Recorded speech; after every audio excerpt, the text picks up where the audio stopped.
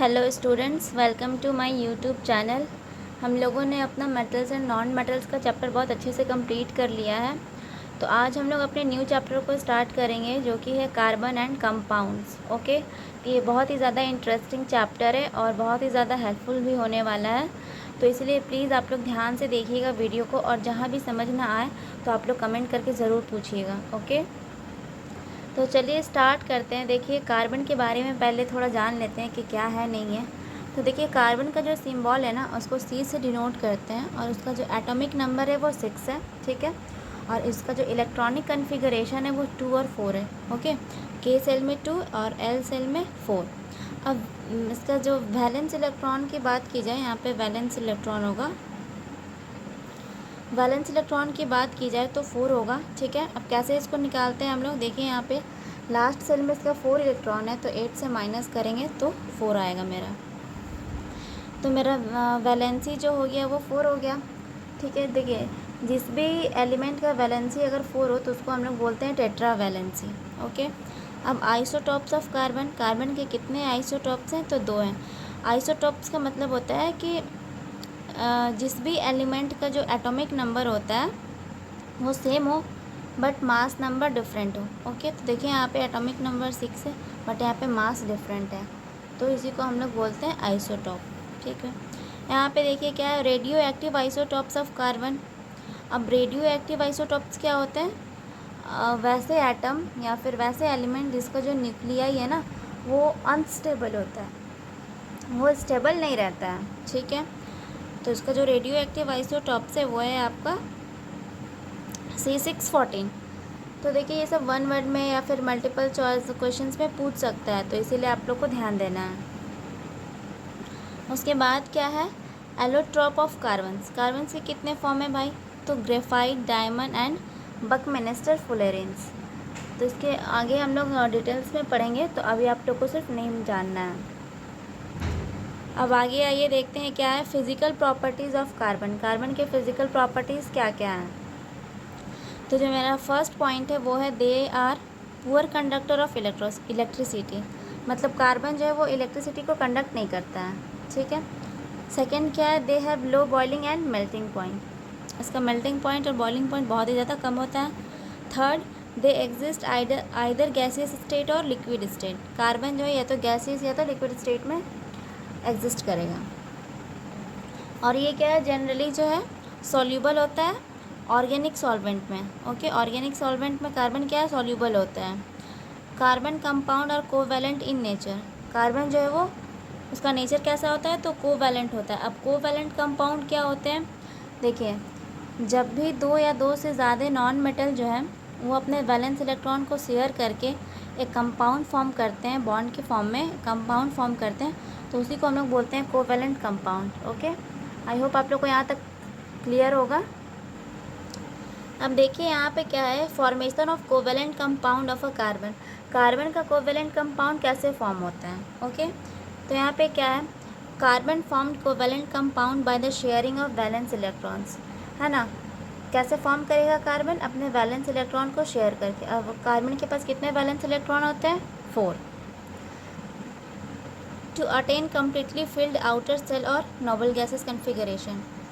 और क्या आप लोग को पता है कि कोई भी जो एलिमेंट है वो अपना वैलेंस इलेक्ट्रॉन को क्यों शेयर करता है, या फिर क्यों अपना जो लास्ट सेल में जो इसके इलेक्ट्रॉन रहते हैं क्यों उसको गेन और लूज़ करता है, ताकि वो अपना जो उसका जो वो अपने नोबल गैस कन्फिगरेशन को अटेन कर पाए। ठीक है, इसीलिए क्योंकि वो जो होते हैं वो स्टेबल होते हैं। तो जितना भी एलिमेंट है ना, सब सोचते हैं कि कैसे स्टेबल हो, तो वही स्टेबलाइजेशन को गेन करने के लिए क्या करता है वो लोग, अपने वैलेंस इलेक्ट्रॉन को लूज़ करता है, या तो गेन करता है या तो शेयर करता है। जिसमें जिस भी मेथड से वो अपने आप को नोबल गैस कन्फिगरेशन में ले पाए, वो मेथड को फॉलो करता है। तो कार्बन क्या करता है ना कि वो शेयरिंग करता है, वो शेयर करके नोबल गैस कन्फिगरेशन को अटेन करता है।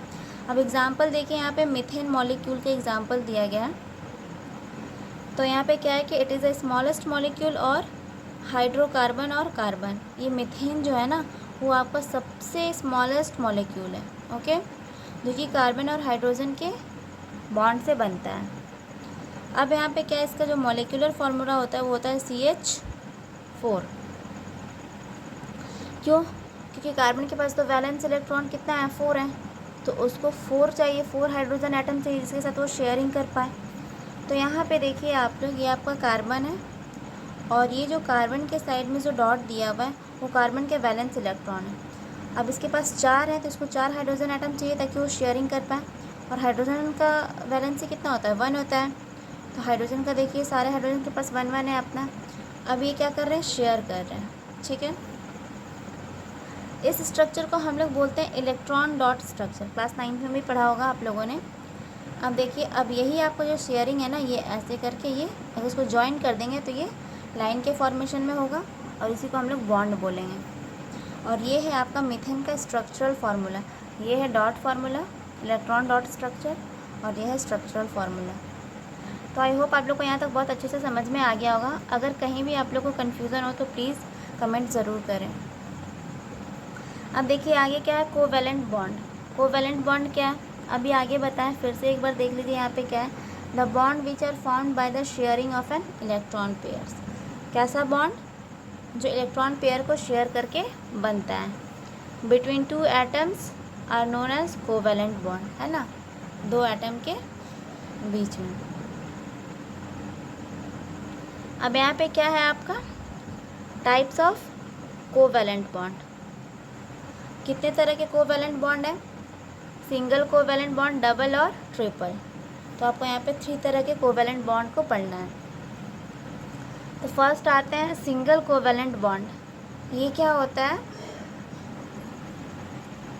देखिए फ्रेंड्स, तो सिंगल कोवैलेंट बॉन्ड क्या है, it is the covalent bond formed by sharing of 1 valence electron pair between 2 atoms. इसमें क्या होता है कि 1 पेयर को हम लोग इसमें शेयर करते हैं। देखिए एग्जांपल से बहुत अच्छे से क्लियर हो जाएगा। जैसे कि मान लीजिए यहाँ पे H2 मॉलिक्यूल्स है, हाइड्रोजन का मॉलिक्यूल्स है, ओके। तो यहाँ पे देखिए क्या होगा, 2 हाइड्रोजन है, क्यों, क्योंकि यहाँ पे 2 है, H2 मतलब 2 हाइड्रोजन एटम है यहाँ पे। तो 2 हाइड्रोजन एटम में दोनों अपना एक एक इलेक्ट्रॉन को शेयर करेगा। तो देखिए H सिंगल बॉन्ड H बनेगा, 2 H इसलिए यहाँ पे H2 हो गया, और ये बन गया मेरा H2 मॉलिक्यूल। अब क्लोरीन का मॉलिक्यूल Cl2 है, तो यहाँ पे भी 2 क्लोरीन होंगे, और क्लोरीन का जो एटॉमिक नंबर है वो होता है 17। तो इसको अगर हम लोग इलेक्ट्रॉनिक कन्फिगरेशन करें तो 287, लास्ट सेल में कितना आ रहा है, 7 आ रहा है। तो अगर इसको नोबल गैस बनना है तो इसको क्या करना पड़ेगा, नोबल गैस के आउटर सेल में कितने इलेक्ट्रॉन्स होते हैं, 8 होते हैं। तो क्लोरीन को एक इलेक्ट्रॉन को क्या करना होगा, गेन करना होगा, ठीक है। बट यहाँ पे क्या करेगा, देखिए यहाँ पे दोनों क्लोरीन मिल करके आपस में अपने इलेक्ट्रॉन को शेयर कर देगा। यहाँ पे देखिए 2, यहाँ पे देखिए 2 4 6 और एक ये 7 हो गया एक क्लोरीन का, और यहाँ पे आपका हो गया 7 इलेक्ट्रॉन्स एक क्लोरीन का। तो ये जो 1 इलेक्ट्रॉन है ना, उसी का शेयरिंग होगा। तो देखिए कुछ इस तरीके से स्ट्रक्चर बन गया, है ना, दिख रहा होगा आप लोग को। और फिर यहाँ पे क्या है, नॉन बॉन्डिंग इलेक्ट्रॉन कितने हैं, नॉन बॉन्डिंग जो बॉन्ड नहीं बना है, तो कितने यहाँ पे 1 2 3 4 5 6, ओके। और बॉन्डिंग इलेक्ट्रॉन कितने हैं, 1, क्योंकि 1 इलेक्ट्रॉन नहीं बना रहा है ना बॉन्ड, तो 1 हो गया यहाँ पे। तो यहाँ तक क्लियर है। अब देखिए डबल कोवैलेंट बॉन्ड, ये क्या है, it is the covalent bond formed by sharing of 2 valence electron. इसमें कितने इलेक्ट्रॉन शेयर होते हैं, 2, डबल है तो 2, ठीक है। अगर यहाँ पे देखें एग्जाम्पल की बात करें तो यहाँ पे ऑक्सीजन लिया गया, ऑक्सीजन का मॉलिक्यूल है, तो ऑक्सीजन का एटॉमिक नंबर 8 है, इलेक्ट्रॉनिक कॉन्फ़िगरेशन 2 और 6 होगा। तो यहाँ पे क्या है, लास्ट में 6 है, तो इसका वैलेंसी कितना हो जाएगा, 2 हो जाएगा। अब देखिए यहाँ पे, अब इसको इलेक्ट्रॉन डॉट स्ट्रक्चर से पहले करेंगे हम लोग, तो 2 इलेक्ट्रॉन्स को अरेंज करेंगे, 6 है तो 2 का हो गया आपका, ठीक है। यहाँ पे 2 मॉलिक्यूल्स है वो ऑक्सीजन का, तो एक और ऑक्सीजन लेंगे, इसको भी वैसे ही अरेंज करेंगे इलेक्ट्रॉन डॉट स्ट्रक्चर में। तो यहाँ पे क्या होगा आपका, देखिए ये ऑक्सीजन जो है इसके साथ ले रहा है एक, ठीक है, तो 2 4 6 8 बन गया। अब ये वाला ऑक्सीजन इसके साथ लेगा, तो इसका भी देखिए 2 4 6, इसका तो खुद था ही पहले से 6, और 2 ले लेगा तो 8 हो जाएगा, कंप्लीट हो जाएगा इसका। तो यहाँ पे देखिए ये डबल बॉन्ड बन गया आपका यहाँ पे। तो आई होप आप लोग को ये क्लियर होगा। अब यहाँ पे देखिए कार्बन डाइऑक्साइड मॉलिक्यूल लिया गया है, ठीक है। कार्बन का 1 है और ऑक्सीजन का 2 है। तो यहाँ पे देखिए, एक सेकेंड, देखिए यहाँ पे अगर मैं CO2 का बना करके दिखाऊँ तो कार्बन का कितना होता है, 6 होता है। तो यहाँ पे 2 और 4 हो गया, ठीक है। और ऑक्सीजन का कितना होता है, 8 होता है एटॉमिक नंबर।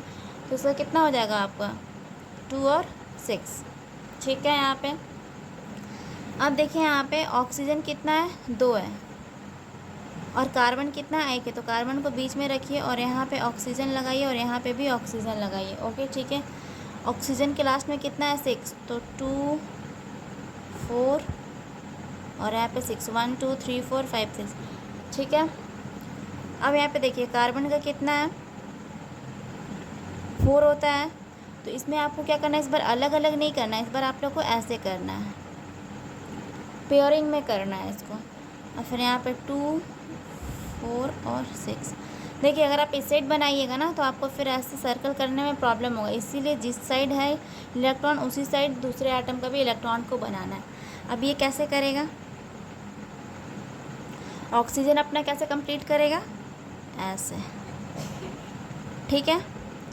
और ये भी ऑक्सीजन कैसे कंप्लीट करेगा अपना, ऐसे। और ये कार्बन को कंप्लीट करना रहेगा तो ये कैसे करेगा, ऐसे, समझ गए। सबके पास 8 हो गया। देखिए 1 2 3 4 5 6 7 8। इसका देखिए 1 2 3 4 5 6 7 8। कार्बन का देखिए 1 2 3 4 5 6 7 8। समझ गए, क्या हो गया, अब सब स्टेबल हो गया। क्यों, क्योंकि सबका जो इलेक्ट्रॉनिक कन्फिगरेशन है वो कैसा हो गया, नोबल गैसेस के जैसा, ठीक है। तो अब कैसे बनाएगा जी, बॉन्ड फॉर्मेशन कैसे होगा, ऐसे, समझ गए। तो आई होप आप लोग को यहाँ तक क्लियर होगा। अब देखिए यहाँ पे क्या है, ट्रिपल बॉन्ड। ट्रिपल बॉन्ड क्या है आपका, the bond which is formed by sharing of 3 pairs of electron. यहाँ पे क्या होगा, 3 पेयर शेयर होंगे। अब जैसे कि मान लीजिए आपको एग्जांपल में आ गया N2 मॉलिक्यूल्स और इथाइन मॉलिक्यूल। नाइट्रोजन का कितना होता है, 7 होता है। तो इलेक्ट्रॉनिक कॉन्फ़िगरेशन 2 और 5।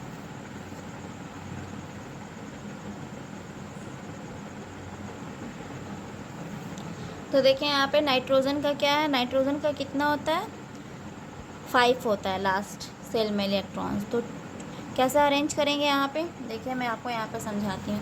जैसे यहाँ पे नाइट्रोजन है, नाइट्रोजन का कितना होता है आपका, 7। तो 2 और 5 हो गया यहाँ पे। अब यहाँ पे कैसे होगा इसका, 1 2 1 2 3 1 2 3 4 5 हो गया। अब आपको एक और लेना है, तो यहाँ पे लीजिए 1 2 फिर 1 2 3। देख रहे हैं ये कैसे हो रहा है। तो यहाँ पे कैसे शेयरिंग होगा इसका, ऐसे करके ये शेयर करेगा और ये ऐसे करके करेगा, ठीक है। तो कैसे बन जाएगा बॉन्ड, ऐसे 1 2 3 1 और 2। आई होप आप लोग को यहाँ तक अच्छे से क्लियर हो गया होगा। तो आगे हम लोग कल कंटिन्यू करेंगे, ठीक है। हम लोग कल स्टार्ट करेंगे इलेक्ट्रॉन डॉट स्ट्रक्चर और उसके कुछ एग्जाम्पल देखेंगे। अगर वीडियो पसंद आई हो तो प्लीज़ लाइक एंड सब्सक्राइब करें। Thank you for watching.